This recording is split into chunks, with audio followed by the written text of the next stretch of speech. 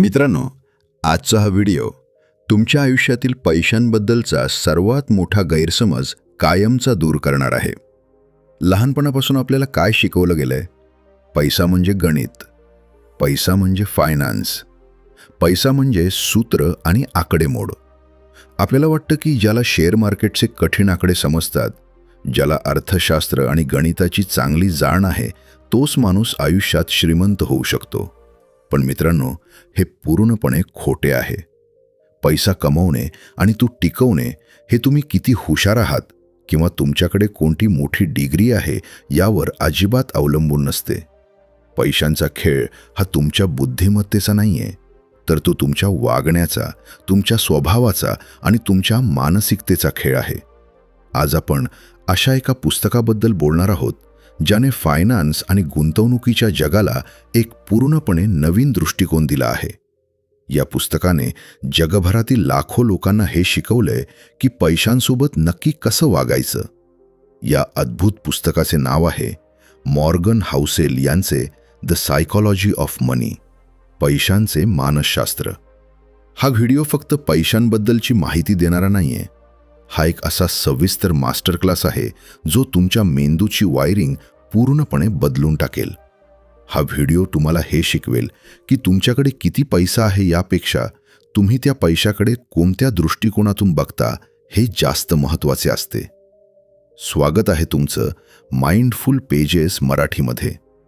जर तुम्ही खऱ्या अर्थाने आर्थिक स्वातंत्र्य मिळवू इच्छित असाल तर हा व्हिडिओ अगदी शांतपणे आणि एकही सेकंद न सोडता पूर्ण ऐका. चला तर मग पैशांचे हे मानसशास्त्र अगदी मुळापासून समजून घेऊया. सुरुवात करूया एका अतिशय आश्चर्यकारक पण पूर्णपणे सत्य कथेने. ही कथा ऐकल्यावर तुमच्या पायाखालची जमीन नक्कीच सरकेल. ही गोष्ट आहे अमेरिकेत राहणाऱ्या एका सामान्य माणसाची, ज्याचे नाव होते रोनाल्ड रीड.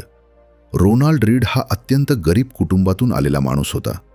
तो कुटुंबातील पहिलाच व्यक्ती होता ज्याने कसेबसे हायस्कूलपर्यंतचे शिक्षण पूर्ण केले होते. त्यानंतर त्याने 25 वर्ष एका गॅरेजमध्ये गाड्या दुरुस्त करण्याचे आणि लोकांच्या गाड्यांमध्ये पेट्रोल भरण्याचे काम केले. त्यानंतर 17 वर्ष त्याने जे.सी. पेनी नावाच्या एका दुकानात फरशी पुसण्याचे म्हणजेच सफाई कर्मचाऱ्याचे काम केले. वयाच्या 38व्या वर्षी त्याने एका बेडरूमचे एक छोटेसे घर घेतले आणि आयुष्यभर तो त्याच घरात राहिला. वयाच्या 92व्या वर्षी जेव्हा 2014 मध्ये रोनाल्ड रीडचा मृत्यू झाला, तेव्हा अचानक त्याचे नाव संपूर्ण अमेरिकेच्या वर्तमानपत्रांमध्ये आणि बातम्यांमध्ये झळकू लागले. का? कारण मृत्यूसमयी या सामान्य सफाई कर्मचाऱ्याकडे तब्बल $8 दशलक्ष म्हणजेच भारतीय चलनानुसार जवळपास 60 कोटी रुपयांची संपत्ती होती. होय, 60 कोटी रुपये. त्याने स्वतःच्या सावत्र मुलांसाठी 16 कोटी रुपये सोडले आणि उरलेले 45 कोटी रुपये एका स्थानिक रुग्णालयाला आणि लायब्ररीला दान केले. जेव्हा लोकांसमोर ही बातमी आली तेव्हा सर्वांना मोठा धक्का बसला. एका पेट्रोल पंपावर काम करणाऱ्या माणसाकडे इतके पैसे आले कुठून? त्याने कोणती लॉटरी जिंकली होती का? की त्याला कोणाकडून वारसा मिळाला होता? नाही मित्रांनो, यात कोणतीही जादू नव्हती. रोनाल्ड रीडने फक्त एकच गोष्ट केली होती.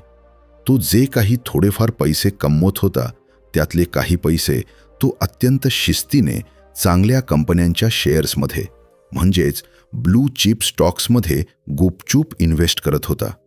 आणि मग त्याने त्या पैशांना हात लावला नाही.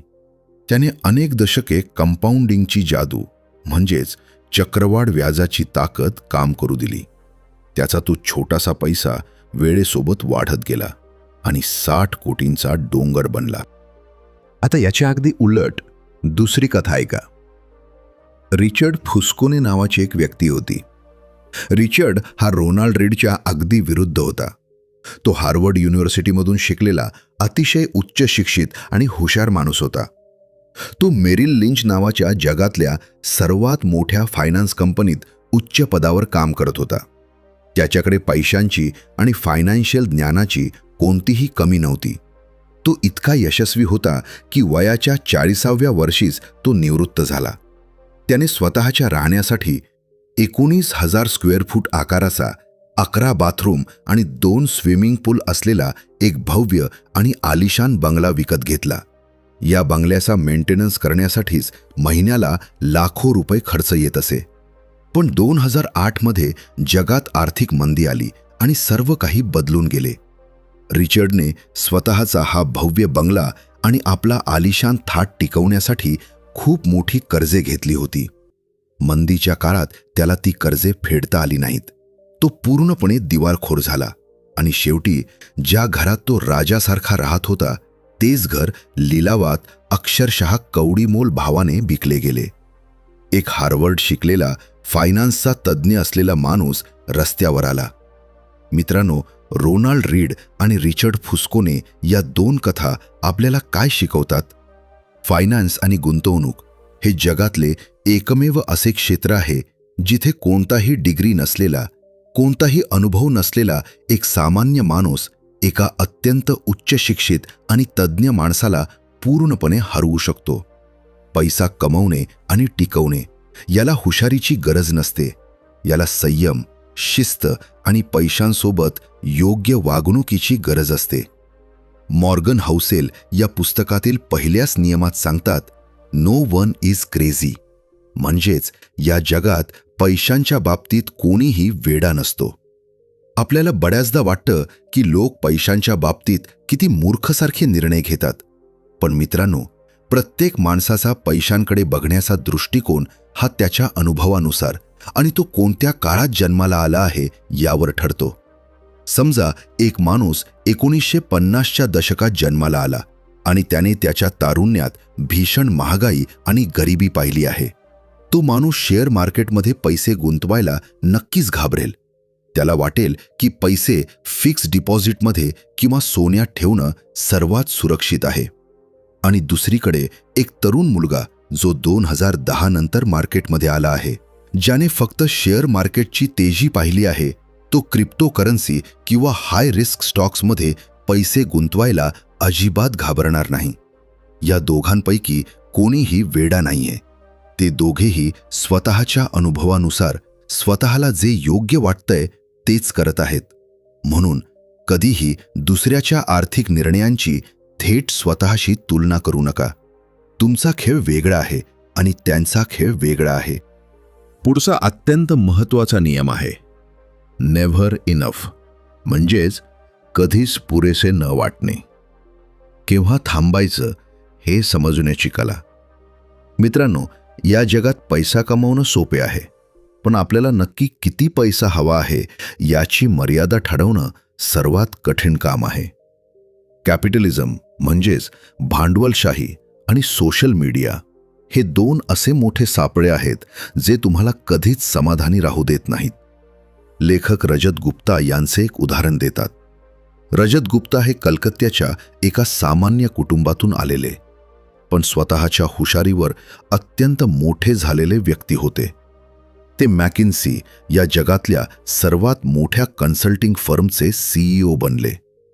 2008च्या सुमारास त्यांची वैयक्तिक संपत्ती $100 दशलक्ष म्हणजेच जवळपास 750 कोटी रुपये होती. विचार करा, 750 कोटी रुपये. या पैशातून ते आणि त्यांच्या पुढच्या 5 पिढ्या जगातली कोणतीही गोष्ट विकत घेऊ शकल्या असत्या. त्यांना पैशांची कोणतीच गरज नव्हती. पण रजत गुप्ता यांना करोडपती राहण्यात रस नव्हता. त्यांना अब्जाधीश म्हणजेच बिलियनेअर बनायचे होते. त्यांनी वॉरेन बफे आणि बिल गेट्स यांच्यासारख्या लोकांच्या वर्तुळात बसायचे होते. या हवेपोटी आणि हेवेदावेपोटी त्यांनी एका कंपनीची गुप्त माहिती स्वतःच्या फायद्यासाठी एका मित्राला पुरवली.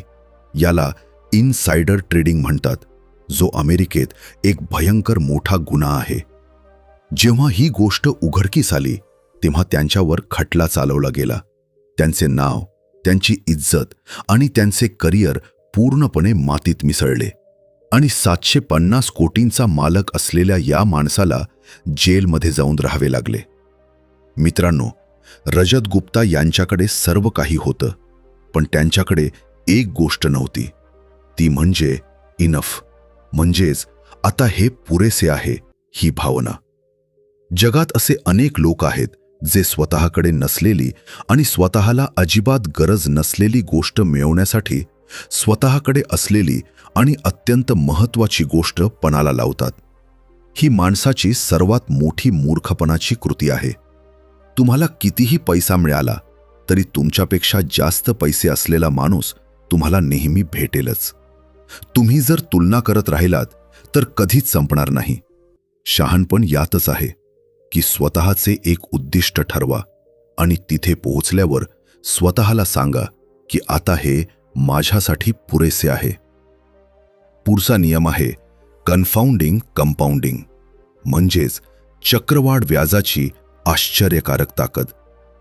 मित्रांनो, जेव्हा गुंतवणूक आणि संपत्तीचा विषय निघतो तेव्हा जगातले सर्वात यशस्वी गुंतवणूकदार वॉरेन बफे यांचे नाव सर्वात आधी घेतले जाते.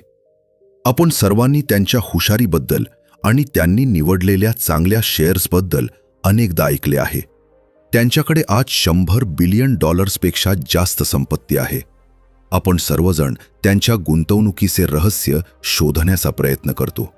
पण मॉर्गन हाउसेल एक अत्यंत डोळे उघडणारे सत्य समोर ठेवतात.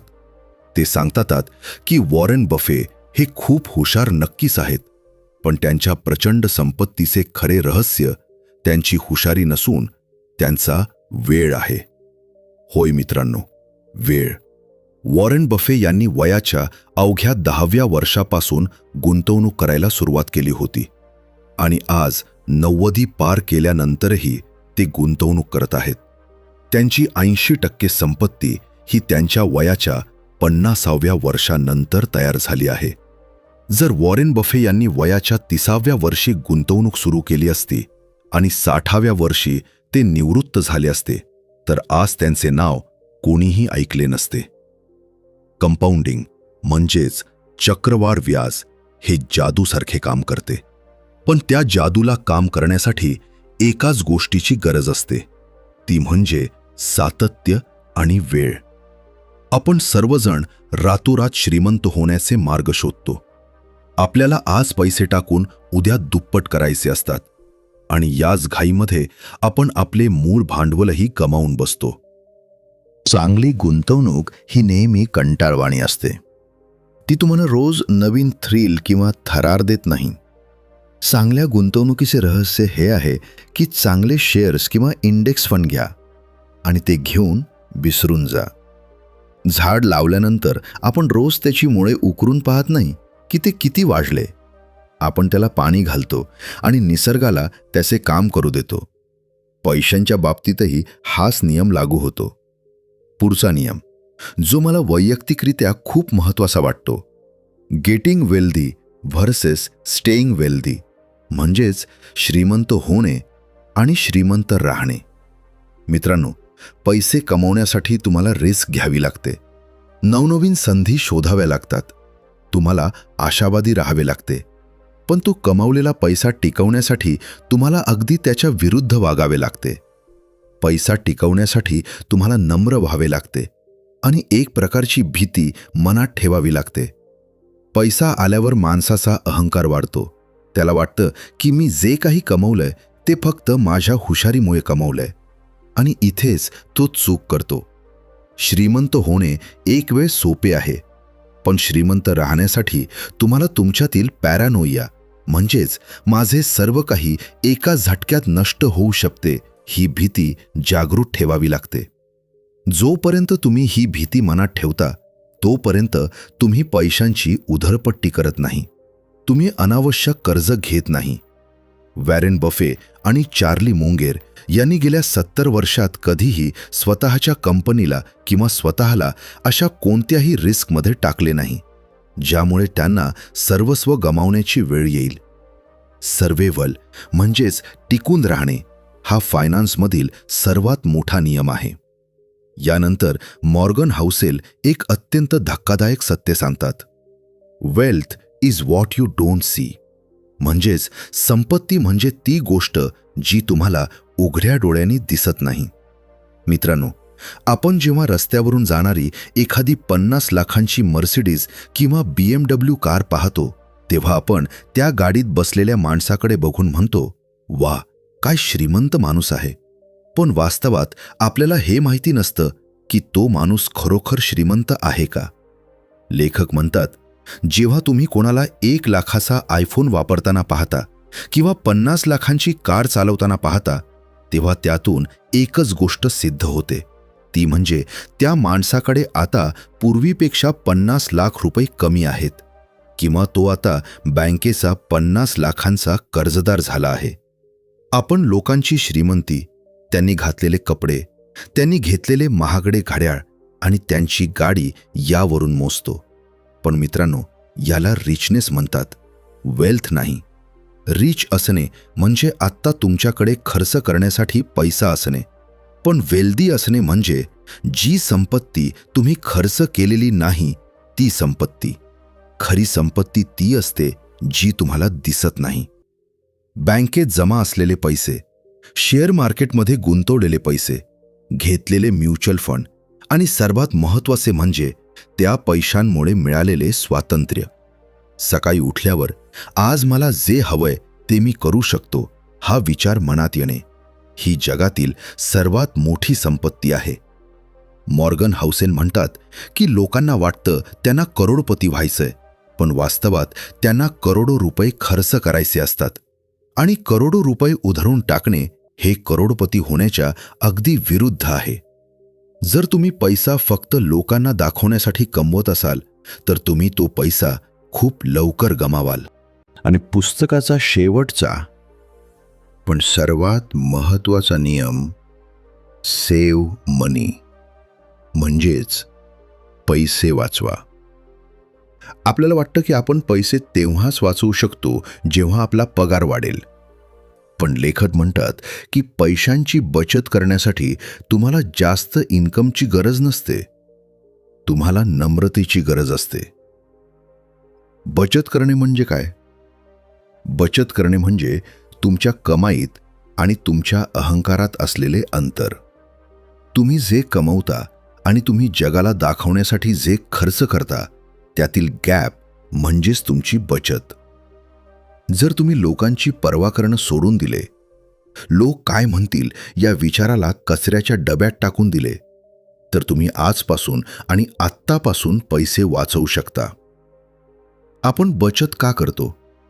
कोणी म्हणतं घर घेण्यासाठी, गाडी घेण्यासाठी किंवा रिटायरमेंटसाठी. पण मॉर्गन हाउसेल एक वेगळाच विचार देतात. ते म्हणतात, बचत कोणत्याही विशिष्ट कारणासाठी करू नका. बचत फक्त आणि फक्त एकाच गोष्टीसाठी करा, आणि ती गोष्ट म्हणजे तुमच्या वेळेवर तुमचा स्वतःचा कंट्रोल असणे. जेव्हा तुमच्या बँक अकाउंटमध्ये चांगले पैसे वाचवलेले असतात, तेव्हा तुम्हाला जर अचानक तुमची नोकरी आवडली नाही तर तुम्ही बॉसच्या शिव्या न खाता ती नोकरी सोडू शकता. कारण तुम्हाला माहिती असतं की पुढचे 6 महिने घर चालवण्यासाठी तुमच्याकडे पुरेसे पैसे आहेत.